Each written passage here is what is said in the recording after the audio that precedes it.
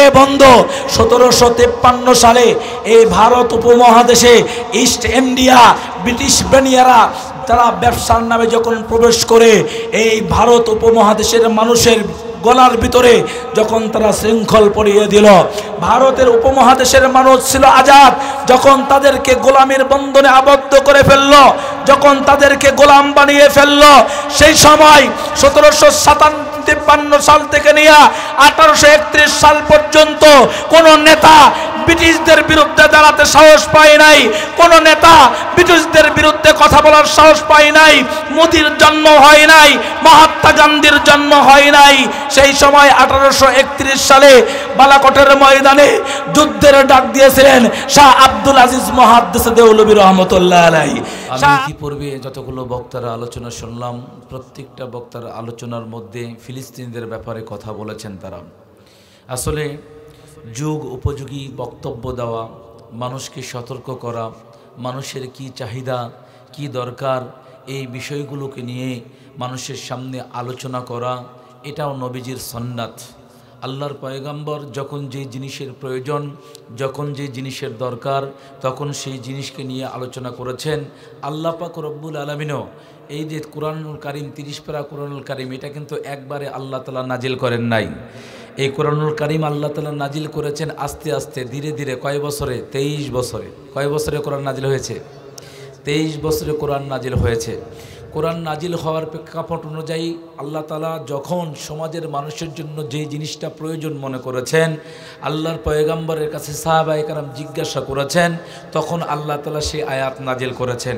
তার মানে বোঝা যায় আল্লাহ পাক রব্বুল আলামিনও প্রেক্ষাপট অনুযায়ী আমাদেরকে কুরআনুল কারীম নাজিল করে এটাই শিক্ষা দিয়েছেন, নবীর ওয়ারিস যারা হবে, কোরআনের আলেম যারা হবে, কোরআনের কথা যারা বলবে, এদের একটা সুন্নত মনে রাখতে হবে, যখন যেই জিনিসের প্রয়োজন তখন সেই জিনিস নিয়ে আলোচনা করার কথা। বলেন ঠিক কিনা? সম্মানিত ভাইয়েরা, আপনারা সকলেই অবগত আছেন, তামাম পৃথিবীর মানুষগুলো অবগত আছে, মুসলিম কান্ট্রিগুলো হাই হুতাশের মধ্যে দিন পার করছে। ফিলিস্তিনের জমিনে আমার মা বোনদেরকে তারা এত কষ্ট দিয়ে এইরকমভাবে তাদেরকে নিশ্চিহ্ন করার যে পায়তারা চালাচ্ছে, জারজ ইয়াহুদি গোষ্ঠী, জারজ রাষ্ট্র তারা কায়েম করতে চাচ্ছে, ইসরায়েল রাষ্ট্র, যেই রাষ্ট্রের স্বীকৃতি পৃথিবীর কোনো মুসলিম রাষ্ট্র দেয় নাই। কথা বলেন ঠিক কিনা? আমার ভাইয়েরা, আমার বন্ধুগণ, একটুখানি খেয়াল করেন, আমরা কেন এই ফিলিস্তিনকে ইস্যু বানাচ্ছি? আমরা কেন ভারতের এই হিন্দুত্ববাদীর মুসলমানদের বিরুদ্ধে যে ষড়যন্ত্র করছে সেই বিষয়টাকে ইস্যু বানাচ্ছি? তার পিছনে কারণ কি? আপনাদেরকে সচেতনতা করা।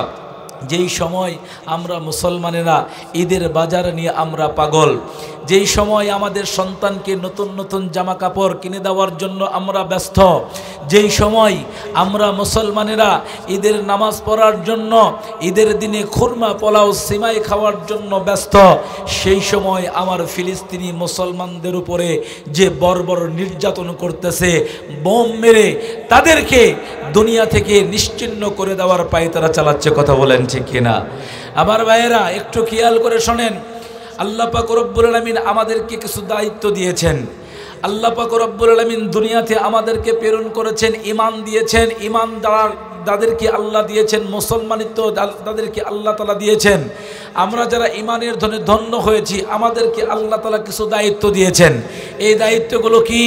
আল্লাহ পাক রব্বুল আলামিন বলেন, কুনতুম খায়রা উম্মাতিন উখরিজাত লিন-নাস।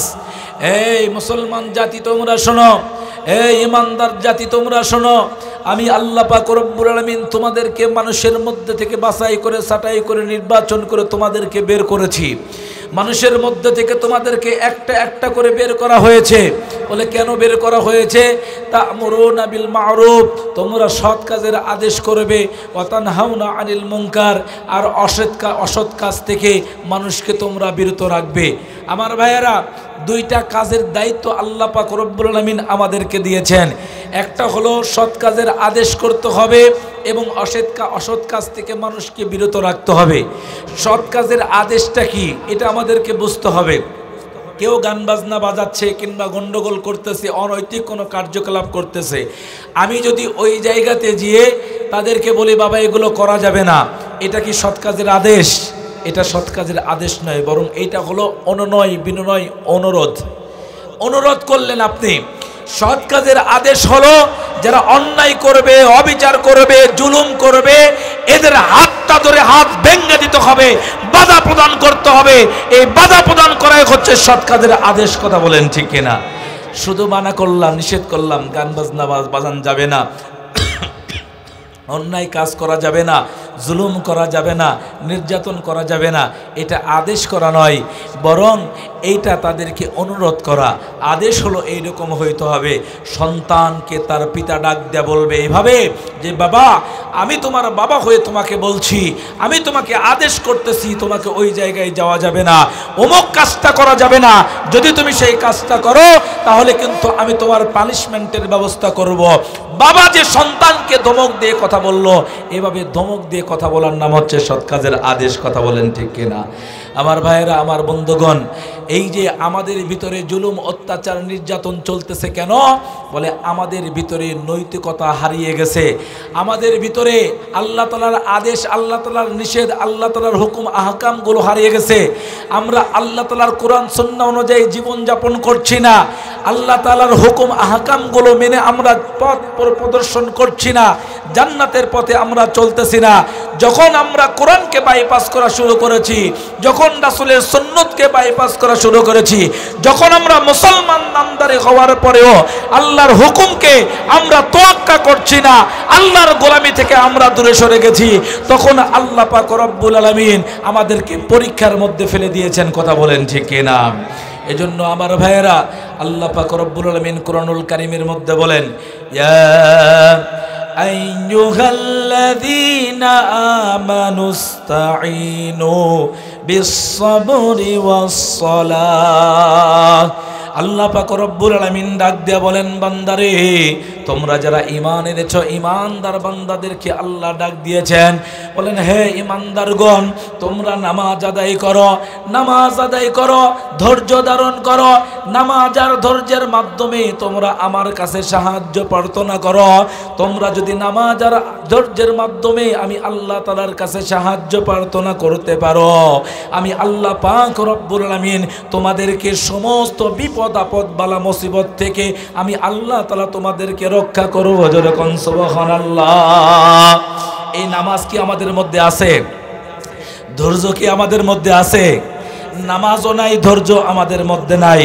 মুসলমান জাতি, আমার মাইকের আওয়াজ যতদূর পর্যন্ত যাচ্ছে, সমস্ত মুসলমানদেরকে একটা কথা বলতে চাই, নামাজ যদি মুসলমান তুমি ছেড়ে দাও, এই ধৈর্য যদি তুমি ছেড়ে দাও, এই গুণ যদি তোমার ভিতরে না থাকে, তাহলে মনে রাখো, আজকে ফিলিস্তিনে যেমন ভাবে মুসলমানেরা মার খাচ্ছে, তোমাকেও মার খাওয়ার জন্য রেডি হয়ে থাকতে হবে। কথা বলেন ঠিক কিনা? এ বন্ধু, সংখ্যায় মুসলমানেরা বিজয় হয় না, অস্ত্র দিয়ে মুসলমানেরা বিজয় হয় না।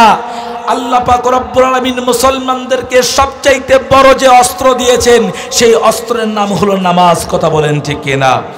বদরের যুদ্ধের কথা আপনারা শুনেছেন। বদরের যুদ্ধে মুসলমানদের সংখ্যা ছিল মাত্র 313 জন। বদরের যুদ্ধে মুসলমানদের কাছে অস্ত্র তেমন ছিল না, ঘোড়া ছিল না, ওট ছিল না, নাঙ্গা ভোকা মুসলমানেরা, ছোট ছোট বাচ্চারাও বদরের যুদ্ধের ভিতরে অংশগ্রহণ করেছিলেন। এই বদরের যুদ্ধে 313 জন সাহাবী নিয়ে আল্লাহর পয়গম্বর কাফের বেঈমানদের মোকাবেলা করার জন্য যখন যুদ্ধের ময়দানে নামলেন, পক্ষান্তরে মুসলমানদের বিরুদ্ধে কাফেরদের সৈন্য সংখ্যা ছিল 1000 জন। তাদের মধ্যে ছিল অস্ত্র, তাদের ছিল যুদ্ধের পোশাক, তাদের প্রত্যেকের ছিল ঘোড়া, প্রত্যেকের ছিল ওট।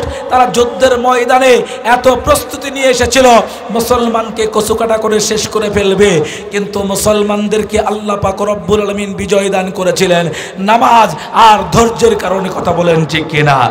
আমার ভাইয়েরা, আমার বন্ধুগণ, এই আমলটা আমরা ছেড়ে দিয়েছি, এই আমলটা আমাদেরকে করতে হবে। আজকে যদি এই আমল যদি আমরা চালু না করি, নামাজ প্রতিষ্ঠা যদি আল্লাহর জমিনে না করি, আল্লাহর জমিনে আল্লাহর বিধান যদি প্রতিষ্ঠা না করি, তাহলে আমাদের উপরে আল্লাহ তাআলার পক্ষ থেকে গজব নেমে আসবে, আমাদের উপরে আল্লাহ তাআলার পক্ষ থেকে বিপদ আপদ বালা মুসিবত নেমে আসবে, কেউ ঠেকাইতে পারবে না। এজন্য মুসলমান ভাইয়েরা খেয়াল করে শোনেন, আমাদের পার্শ্ববর্তী রাষ্ট্রতে শুরু হয়ে গেছে অলরেডি।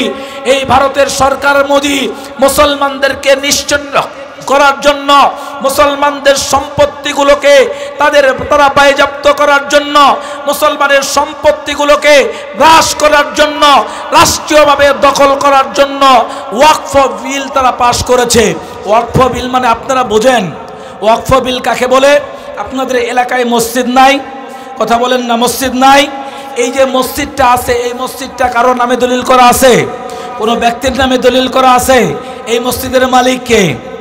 আল্লাহ। ওয়াকফকৃত জমি মানে এই জমির মালিকানা কারো নয়, এই জমির মালিক রাষ্ট্রও নয়, কোনো ব্যক্তিও নয়, কোনো সরকারও নয়। এই জমির মালিক হচ্ছে সরাসরি আল্লাহ তাআলা।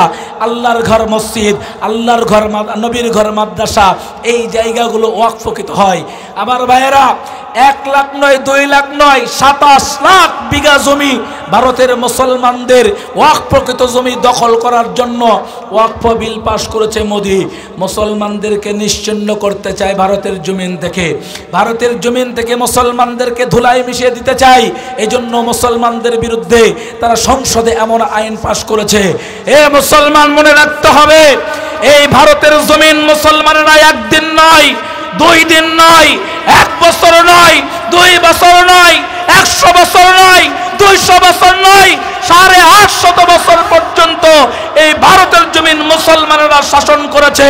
যেই জমিনে দীর্ঘ সময় পর্যন্ত মুসলমানেরা শাসন করেছে, সেই জমিন থেকে ভারতের মোদি মুসলমানদেরকে নিশ্চিহ্ন করতে পারবে না। কথা বলেন ঠিক কিনা? একটু ইতিহাস আপনাদেরকে শোনাই, মিনিট 5 আপনাদেরকে একটু ইতিহাস শোনাই, খেয়াল করে শোনেন। আমরা কার জাতি ছিলাম? কার জাতি ছিলাম? আমাদের উত্তরসূরি কারা? আমাদের পূর্বপুরুষ কারা? আমরা কাদের উত্তরসূরি? এইটা আমাদেরকে বুঝতে হবে, এইটা আমাদের মাথার মধ্যে নিয়ে আসতে হবে, আমাদের মেমোরির মধ্যে নিয়ে আসতে হবে। যদি এইটা না নিয়ে আসতে পারেন, আপনার ঈমান জাগবে না, আপনার চেতনা জাগবে না। আপনার চেতনাকে জাগানোর জন্য ইতিহাস আপনাকে পড়তে হবে, ইতিহাস আপনাকে জানতে হবে। এ বন্ধু, 1753 সালে এই ভারত উপমহাদেশে ইস্ট ইন্ডিয়া ব্রিটিশ বানিয়ারা তারা ব্যবসার নামে যখন প্রবেশ করে এই ভারত উপমহাদেশের মানুষের গলার ভিতরে যখন তারা শৃঙ্খল পরিয়ে দিল, ভারতের উপমহাদেশের মানুষ ছিল আজাদ। যখন তাদেরকে গোলামের বন্ধনে আবদ্ধ করে ফেলল, যখন তাদেরকে গোলাম বানিয়ে ফেলল, সেই সময় 1753 সাল থেকে নিয়ে 1831 সাল পর্যন্ত কোন নেতা ব্রিটিশদের বিরুদ্ধে দাঁড়াতে সাহস পায় নাই, কোন নেতা ব্রিটিশদের বিরুদ্ধে কথা বলার সাহস পায় নাই। মোদির জন্ম হয় নাই, মহাত্মা গান্ধীর জন্ম হয় নাই। সেই সময় 1831 সালে বালাকোটের ময়দানে যুদ্ধের ডাক দিয়েছিলেন শাহ আব্দুল আজিজ মুহাদ্দিস দেওলভী রহমতুল্লাহ আলাইহি। শাহ আব্দুল আজিজ মুহাদ্দিস দেওলভী রহমতুল্লাহ আলাইহি একটা ফতুয়ার মাধ্যমে ব্রিটিশ বিরোধী আন্দোলন তৈরি করেছিলেন। ফতুয়া কি ছিল? ভারত হলো দারুল হরব, শত্রু কবলিত এলাকা, আর এই শত্রুদেরকে ভারত থেকে বিতাড়িত করতে হবে, এই জন্য যুদ্ধের ময়দানে নামতে হবে। আমার ভাইয়েরা, আমার বন্ধুগণ, খেয়াল করে শোনেন। 1831 সালে বালাকোটের রণাঙ্গনে যুদ্ধের ডাক দিয়েছিলেন শাহ আব্দুল আজিজ মুহাদ্দিস দেওলভী রহমতুল্লাহ আলাইহি। প্রধান সেনাপতি ছিলেন শহীদ ইসমাইল শহীদ রহমতুল্লাহ আলাইহি। সৈন্যবাহিনী গঠন করেছিলেন সাইয়্যিদ আহমদ শহীদ রহমতুল্লাহ আলাইহি। 1831 সালে ভারতের এই জমিনটাকে স্বাধীন করার জন্য রক্ত দিয়েছিলেন শহীদ ইসমাইল শহীদ রহমতুল্লাহ আলাইহি। জোরে বলেন সুবহানাল্লাহ। আমার ভাইয়েরা, আমার বন্ধুগণ, ইতিহাসগুলো বুঝতে হবে। ভারতের জমিনটা শহীদ হয়ে মুক্ত হয়েছে, আজাদ হয়েছে এই মুসলমানের কারণে। ভারতের জমিনটা আজাদ হয়েছে ওলামায়ে কেরামদের রক্তের কারণে। শহীদ তারা যুদ্ধের ময়দানে যুদ্ধ করলো, কিন্তু তারা বিজয় নিয়ে আসতে পারলো না। আমার ভাইয়েরা, আমার বন্ধুগণ, আবার কাসেম নানুতুবি রহমতুল্লাহ আলাইহির মাধ্যমে, আবার এইরকম হাফেজ জামিন শহীদ রহমতুল্লাহ আলাইহির মাধ্যমে আবার দেশ আবার গঠন করা হলো। আবার এইরকম ভাবে তারা যুদ্ধের জন্য প্রস্তুতি নিলেন। যুদ্ধ শুরু হলো সিপাহী বিরুদ্ধ 1857 সালে। সন্তান যদি ইতিহাস না জানে, আপনার সন্তানকে কিভাবে আপনি সিপাহী হিসেবে তৈরি করবেন, সৈনিক হিসেবে তৈরি করবেন, যোদ্ধা হিসেবে আপনি তৈরি করবেন? কারণ বর্তমান জামানায় আমাদের উপরে জিহাদ ফরজ হয়ে গেছে। আমাদের যে এর আগের বক্তা বলে গেলেন, ইতিপূর্বে যে 3টা বক্তা ওয়াজ করে গেছেন, প্রত্যেকটা বক্তা আমার পরেও যে বক্তারা আসবেন এই টপিকের উপরে ওয়াজ করবেন। কারণ আপনার আমার চেতনাকে জাগ্রত করতে হবে। এই ভারত থেকে ব্রিটিশদের মতন শক্তিশালীকে কারা তাড়িয়েছে? এই মুসলমানরা তাড়িয়েছে। এই ইতিহাস যদি আমরা না জানি, আমাদের সন্তানকে যদি আমরা না বলতে পারি, তাহলে আমাদের সন্তানগুলো ফেসবুক নিয়ে পাগল হয়ে যাবে, ইউটিউব নিয়ে পাগল হয়ে যাবে, টিকটক নিয়ে পাগল হয়ে যাবে, আর সেই সন্তানদের উপরে আল্লাহর গজব আসতে বাধ্য হবে। কথা বলেন ঠিক কিনা? আমার ভাইয়েরা, আমার বন্ধুগণ, খেয়াল করে শোনেন, এদিকে তাকান। 1857 সালে সিপাহী বিদ্রোহ, সামিনীর রণাঙ্গনে যুদ্ধের জন্য ডাক দিলেন হাফেজ জামিন শহীদ রহমতুল্লাহ আলাই, কাসেম নানুতুবি রহমতুল্লাহ আলাই। এই হাফেজ জামিন শহীদ রহমতুল্লাহ আলাই 1857 সালে সিপাহী বিদ্রোহের সময় যুদ্ধের রণাঙ্গনে, সামিনীর রণাঙ্গনে রক্ত দিয়েছিলেন এই ভারত উপমহাদেশকে স্বাধীন করার জন্য। কিন্তু কপাল খারাপ, তখনো পর্যন্ত মুসলমানেরা ব্রিটিশদেরকে বিতাড়িত করতে পারে নাই, তখনো পর্যন্ত এই ভারত উপমহাদেশ স্বাধীন হয় নাই। আমার ভাইয়েরা, এই 1857 সালের পরে মুসলমানদের উপরে, আলেমদের উপরে এত বেশি অত্যাচার হয়েছে, এত জুলুম হয়েছে, এইটা ধারণার বাইরে, এইটা ধারণার বাইরে, চিন্তারও বাইরে। 1857 সালের যুদ্ধের পরে ইংরেজ বেনিয়ারা 16 মাইলের একটা রাস্তা, শেখ শাহসুরি রাস্তা, ইন্ডিয়ার 1 নম্বর হাইওয়ে রোড, এই ইন্ডিয়ার 1 নম্বর হাইওয়ে রোডের দুই পাশের এমন কোনো গাছ ছিল না যেই গাছে একজন আলেমকে ফাঁসি দেওয়া হয় নাই। ইন্ডিয়ার এই হাইওয়ে রোডে দুই পাশে এমন কোনো গাছ ছিল না যেই গাছে একজন আলেমের দেহটাকে জীবন্ত গরুর চামড়া ছিলাইয়া তার ভিতরে ঢুকাইয়া দিয়া ফাঁসির মধ্যে ঝুলায় আগুন ধরে দিয়েছে। গঙ্গা পদ্মার মধ্যে তারা ভাসিয়ে দিয়েছে হাজার হাজার লক্ষ লক্ষ ওলামায়ে কেরামদেরকে। 1857 সালে সিপাহী বিদ্রোহের পরে তাদেরকে হত্যা করা হয়েছে। তারপরও বিজয় আসে না, বিজয় আসে না। মুসলমানেরা একটু ভিন্ন আঙ্গিকে বিজয় নিয়ে আসার চিন্তা চেতনা করলো। আর ঠিক 1857 সালের 10 বছরের মাথায়, এই সিপাহী বিদ্রোহের 10 বছরের মাথায় দারুল উলুম দেওবন্দ, ভারতের সবচাইতে বড় যে মাদ্রাসা, এই মাদ্রাসা প্রতিষ্ঠিত করা হয় 1866 সালে। 1866 সালে দারুল উলুম দেওবন্দ প্রতিষ্ঠা করা হয়। কেন মাদ্রাসা প্রতিষ্ঠা করা হয়েছিল? উদ্দেশ্য ছিল একটাই, ভারত উপমহাদেশে যে মুসলমানদের উপরে নির্যাতন করতেছে ব্রিটিশ বেনিয়ারা, মুসলমানদের উপরে শুধু নয়, ভারতের সমস্ত জনগণের উপরে এই ব্রিটিশ বেনিয়ারা তারা নির্যাতন করতেছে, গোলামের শৃঙ্খল পরিয়ে দিয়েছে। গোলামীর হাত থেকে আজাদ করার জন্য তারা একটা মাদ্রাসা প্রতিষ্ঠা করে, এই দারুল উলুম দেওবন্দ। আজকে ওয়াকফ বিল পাস করার নামে ভারতের সরকার মোদি সেই দারুল উলুম দেওবন্দকে তারা এরকম ভাবে গ্রাস করার জন্য, দখল নেওয়ার জন্য তারা পায়তারা চালাচ্ছে। কথা বলেন ঠিক কিনা? আমরা মুসলমানরা জানিয়ে দিতে চাই, যদি রক্ত দেওয়ার আগে রক্ত দিতে আমরা রাজি আছি, যদি জীবন দেওয়ার আগে জীবন দিতে আমরা রাজি আছি। যেই মাদ্রাসা স্বাধীনতার চেতনা নিয়ে তৈরি হয়েছে, এই মাদ্রাসা মুসলমানেরা জীবন থাকতে দখল নিতে দিবে না। কথা বলেন ঠিক কিনা? আমার ভাইয়েরা, আমার বন্ধুগণ, স্বাধীনতা আসে না। এই 1866 সালে মাদ্রাসা হওয়ার পরে এই মাদ্রাসায় একটা ফুল ফুটলো, সেই ফুলের নাম হচ্ছে হযরত মাওলানা মাহমুদুল হাসান দেওবন্দি রহমতুল্লাহ আলাই। এই মাহমুদুল হাসান দেওবন্দি রহমতুল্লাহ আলাই, এই ফুলটা আবার সুশোভিত হলো, চারিদিকে আবার সুবাস ছড়িয়ে পড়লো, আবার জনগণকে একত্রিত করলেন। একত্রিত করার পরে 1924 সালে আবার যুদ্ধের ময়দানে জিহাদের জন্য ডাক দিলেন। এই যুদ্ধের ময়দানে জিহাদের জন্য ডাক দেওয়ার পরে আমার ভাইয়েরা, আমার বন্ধুগণ, আবারও মুসলমানদের আলেমদের উপরে আবারও সেই নির্যাতন নেমে আসলো। 4 বছর পর্যন্ত মাহমুদুল হাসান দেওবন্দি রহমতুল্লাহ আলাইকে মাল্টার আন্দামান কারাগারের মধ্যে বন্দী করা হয়েছিল। এমনি স্বাধীন হয় নাই, মুক্ত বাতাস এমনি আমরা খাই নাই। মুসলমান চেতনাকে নিয়ে আসতে হবে। আজকে আমরা যে মুক্ত বাতাস খাচ্ছি, রক্তের বিনিময়ে মুক্ত বাতাস এসেছে, স্বাধীনতা এসেছে রক্তের বিনিময়ে, জীবনের বিনিময়ে। এমনি স্বাধীনতা আসে নাই যাই হোক, যেই কথা বলছিলাম, 1924 সালের পরেও যখন স্বাধীনতা আসলো না, সমস্ত ওলামায়ে কেরাম এক হয়ে তারা ডাক দিলেন 1947 সালে এই ভারত থেকে ব্রিটিশ বেনিয়ারা তারা পালিয়ে যেতে বাধ্য হয়েছে। এই ভারত উপমহাদেশ স্বাধীন হলো। এ বন্ধু, মুসলমানরা কিন্তু তখনও স্বাধীনতা পায় নাই। ঈমান নিয়ে আসতে হবে, জাগ্রত করতে হবে, বুঝতে হবে আমাদের স্বাধীনতার অর্থ কি।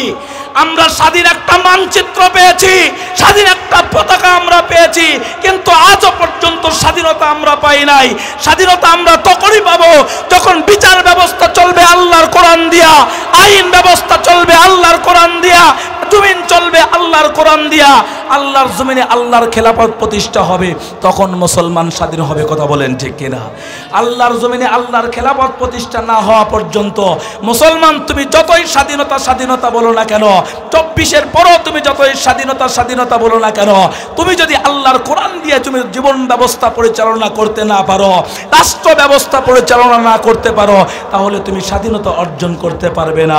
তুমি মুখ খুলে কথা বলতে পারবে না, মন থেকে কথা বলতে পারবে না, তোমার গলাকে টিপে ধরা হবে।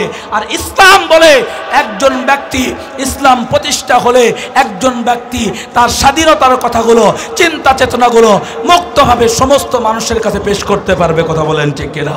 আমার ভাইয়েরা, আমার বন্ধুগণ, এই তো গেল 1947 সাল। এরপরে আমরা ভাগ হয়ে গেলাম। ভাগ হলো দুটা, একটা হলো ইন্ডিয়া আর একটা হলো পাকিস্তান। এই পাকিস্তানের মধ্যে আবার দুইটা ভাগ হলো। এক ভাগ হলো পূর্ব পাকিস্তান, এই বাংলাদেশ, আর এক ভাগ হলো পশ্চিম পাকিস্তান, বর্তমান পাকিস্তান। আমরা বললাম আমরা মুসলমানের সঙ্গে থাকবো, যেহেতু পাকিস্তানের সরকার তখন বলেছিল যে আমরা কোরআন সুন্নাহ অনুযায়ী জীবন ব্যবস্থা পরিচালনা করব, রাষ্ট্র পরিচালনা করব। এজন্য আমরা মুসলমানদের সঙ্গেই পাকিস্তানের সঙ্গে জোট বাঁধলাম। পূর্ব পাকিস্তান হলো আর পশ্চিম পাকিস্তান হলো। এ বন্ধু, ইতিহাসগুলো আপনারা গুগলের উইকিপিডিয়ায় গিয়ে সার্চ দিবেন, দেখবেন ইতিহাসগুলো আপনাদেরকে জানতে হবে। আমার ভাইয়েরা, দীর্ঘদিন চলে গেল, কিন্তু তারা তাদের ওয়াদা ঠিক রাখলো না। তারা কোরআন দিয়ে রাষ্ট্র পরিচালনা করলো না। তাদেরকে আমরা বন্ধু হিসেবে গ্রহণ করেছিলাম, তাদেরকে আমরা বুকে টেনে নিয়েছিলাম, অথচ তারা আমাদেরকে গোলাম বাবা শুরু করলো। আমাদের মায়ের ভাষাকে তারা কেড়ে নিতে চাইলো। 1952 সালের 21শে ফেব্রুয়ারি রফিক, বরকত, সালাম, আব্দুল জব্বারের মতন এরকম ভাবে তারগা যুবকেরা, ইমাম দীপ্ত যুবকেরা, তারা জীবন দিয়ে মায়ের ভাষাকে তারা রক্ষা করলো। কথা বলেন ঠিক কিনা? তারপরেও তারা স্বাধীন করতে পারল না দেশটাকে। কিন্তু ওই ভাষা আন্দোলনের পর থেকেই শুরু হয়েছিল এই দেশের স্বাধীনতার সূচনা। যুক্ত ফ্রন্ট গঠন করা হয়েছিল। এই বন্ধু, তমন্দন মজলিস গঠন করা হয়েছিল। যুক্ত ফ্রন্টের যে 4 জন নেতা ছিল, একজন নেতার নাম হচ্ছে শেরে বাংলা একে ফজলুল হক, আর একজন নেতার নাম হচ্ছে মাওলানা আব্দুল হামিদ খান ভাসানী, আর একজন নেতার নাম হচ্ছে এরকমভাবে হোসেন সওয়ার্দি, আর একজন নেতার কথা তারা আর বলে না। 4 জন নেতা তারা যুক্ত ফ্রন্ট হয়েছিল। ইতিহাসের পাতা থেকে তারা তুলে নিয়েছে আর একজন নেতার নাম, কেননা আর একজন নেতা ছিলেন দরবারে থানবীর আজাল্লে খলিফা, দারুল উলুম দেওবন্দের সূর্য সন্তান হযরত মাওলানা আতহার আলী রহমতুল্লাহ আলাইহি। এটা নাই, কিতাবের মধ্যে নাই, বইয়ের মধ্যে নাই। ক্লাস 9-এর বইয়ের মধ্যে পড়ানো হয়, ইন্টারমিডিয়েটের বইয়ের মধ্যে পড়ানো হয়। দেখবেন যুক্ত ফ্রন্টের ইতিহাস, এই ইতিহাসের মধ্যে 3 জন নেতার কথা আছে, কিন্তু মাওলানা আতহার আলী রহমতুল্লাহ আলাইহির কথা নাই। এ জাতি ওলামায়ে কেরামদেরকে মূল্যায়ন করতে জানে নাই। ওলামায়ে কেরামদের জীবনের বিনিময়ে যেই দেশটাকে স্বাধীন পেয়েছে, ওলামায়ে কেরামের জীবনের বিনিময়ে পাকিস্তানের গোলামি থেকে আজাদ হয়েছে, সেই জাতি ওলামায়ে কেরামদেরকে ভুলে গেছে। কথা বলেন ঠিক না? এ বন্ধু, আপনাদেরকে আরো মেসেজ দিয়ে যায়, এই যে শেখ হাসিনা, এই আওয়ামী লীগ সরকার মুসলমানদের উপরে নির্যাতন তো করছে, সবচাইতে বেশি টার্গেট ছিল ওলামায়ে কেরাম। কথা বলেন ঠিক কিনা? তারা সংসদে সেট করেছিল গায়িকা নায়িকাকে, মমতাজ বেটিটারে, মুরগি চোরাকে, এইরকম ভাবে তাদেরকে দিয়ে তারা সংসদ ভরাট করেছে, আর জেলখানা ভরাট করেছিল ওলামায়ে কেরামদেরকে দিয়া। আমি ইতিহাসটা এই জন্যই বললাম, একটু খেয়াল করে দেখেন 2021 সালের পর থেকে নিয়ে 3 বছর পর্যন্ত 21, 22, 23, 24 সাল পর্যন্ত অসংখ্য অগণিত ওলামায়ে কেরামকে তারা গ্রেফতার করেছে, অসংখ্য অগণিত ওলামায়ে কেরামদেরকে তারা নির্যাতন করেছে, রিমান্ড নিয়েছে, তাদের উপরে নির্যাতনের স্টিম রোলার চালাইছে। যখন তাদের উপর নির্যাতনের ভয়াবহতা প্রকাশ পেয়েছে, আল্লাহ পাক রব্বুল আলামিনের পক্ষ থেকে আল্লাহ তাআলার মদদ চলে আসছে। যে শেখ হাসিনা মুসলমানদের উপরে নির্যাতন করেছিল, সেই শেখ হাসিনাকে পালিয়ে যেতে বাধ্য করা হয়েছে। কথা বলেন ঠিক কিনা? তার মানে আমি বোঝাতে চাচ্ছি এটাই, জুলুম কোনোদিন টিকে থাকতে পারে না, জুলুম কোনোদিন টিকে থাকতে পারে না। আজকে ফিলিস্তিনের জমিনে আমার যে মা বোনদের উপরে নির্যাতন চলতেছে, ইহুদি বর্বর জাতিরা, সন্ত্রাসী গোষ্ঠীরা মুসলমানদের উপরে যে নির্যাতন করতেছে, বোমা মারতেছে, তাদের উপরে আঘাত করতেছে, এ বন্ধু, এই নির্যাতনের পরেই আল্লাহ পাক রব্বুল আলামিন ফিলিস্তিনের জমিনে আল্লাহ তাআলা বিজয়ের পতাকা উড়িয়ে দিবেন। কথা বলেন ঠিক কিনা? সেই দিনের জন্য অপেক্ষা করতে হবে। আর মুসলমান, তোমাকে তৈরি হইতে হবে, তোমাকে তৈরি হইতে হবে, তোমার চেতনাকে নিয়ে আসতে হবে। সাহাবায়ে কেরামদের আমল তোমার ভিতরে নিয়ে আসতে হবে। কি আমল ছিল তাদের? তাদের আমল ছিল তারা নামাজ পড়ছে, তাদের আমল ছিল তারা ধৈর্য ধারণ করছে, আল্লাহর কাছে সাহায্য প্রার্থনা করেছে।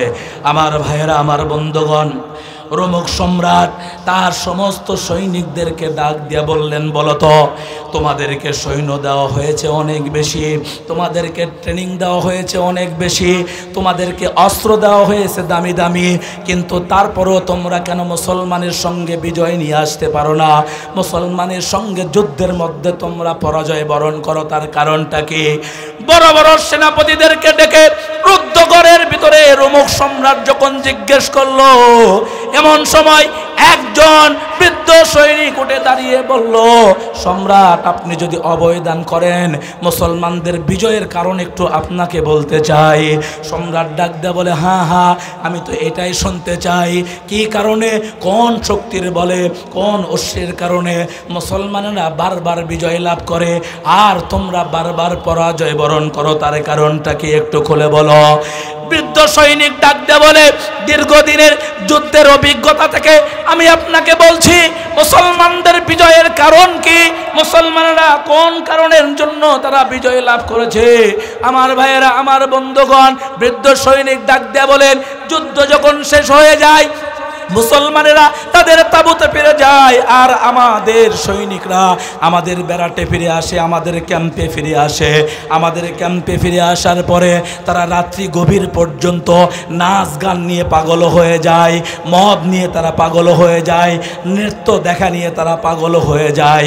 রাত্রি যখন গভীর হয়ে যায়, ঘুমের ঘরে চলে যায়। সকালবেলার সূর্যের তাপ যখন তাদের শরীরের মধ্যে লাগে, তখন তারা ঘুম থেকে জাগ্রত হয়। ঘুম থেকে জাগ্রত হওয়ার পরে চোখ ডলতে জ্বলতে যুদ্ধের ময়দানের দিকে যায়। যুদ্ধের ময়দানে যাওয়ার পরে তাদের চিন্তা চেতনা একটাই থাকে, কেমনে আমরা আমাদের জীবনকে বাঁচাবো, কেমনে আমরা যুদ্ধের ময়দান থেকে পলায়ন করব। পক্ষান্তরে যারা মুসলমান, তারা কি করে, শুরুর রাত্রে একেবারে রাতের প্রথম ভাগেই তারা ঘুমিয়ে পড়ে। রাত্রি যখন গভীর হয়, তারা নামাজের জন্য, তাহাজ্জুদের নামাজ পড়ার জন্য তারা উঠে যায়। তাহাজ্জুদের নামাজে দাঁড়াইয়া চোখ বেয়ে বেয়ে কান্নার মধ্যে তারা এরকম ভাবে লেগে যায়। কান্না করতে করতে গাল ভিজিয়ে ফেলে, যাই নামাজ ভিজিয়ে ফেলে। একেবারে সুবে সাদেক পর্যন্ত আল্লাহ তাআলার দরবারে তারা রোনাজারি করে। এইবার সূর্য যখন উদিত হয়, এক হাতের মধ্যে ঢাল আর এক হাতের মধ্যে তরবারি নিয়া ঘোড়ার পিঠে উঠে যুদ্ধের ময়দানের দিকে তারা ছুটে যায়। আর তাদের মনের ভিতরে একটাই চেতনা থাকে, একটাই চিন্তা থাকে, যুদ্ধের ময়দানে জিহাদ করতে করতে আমরা শাহাদত বরণ করব। এই চিন্তা নিয়া, এই চেতনা নিয়া যুদ্ধের ময়দানে তারা জিহাদ করে, তারা মরণের ভয় করে না। এজন্য আল্লাহ পাক রব্বুল আলামিন তাদেরকে সাহায্য করে। এ মুসলমান ভাইয়েরা, আজকে আমরা সেই আদর্শ ছেড়ে দিয়েছি। রাত্রি 1টা, 1:30, 2টা পর্যন্ত ফেসবুক চালাই, ইন্টারনেট চালাই, রাত্রি 1টা, 1:30 পর্যন্ত ইউটিউব চালাই। এ বন্ধু, গান গাজনা বলো আমরা শুনি, কিন্তু আমরা আল্লাহ তাআলার হুকুম আহকামগুলো আমরা পালন করি না। কথা বলেন ঠিক কিনা?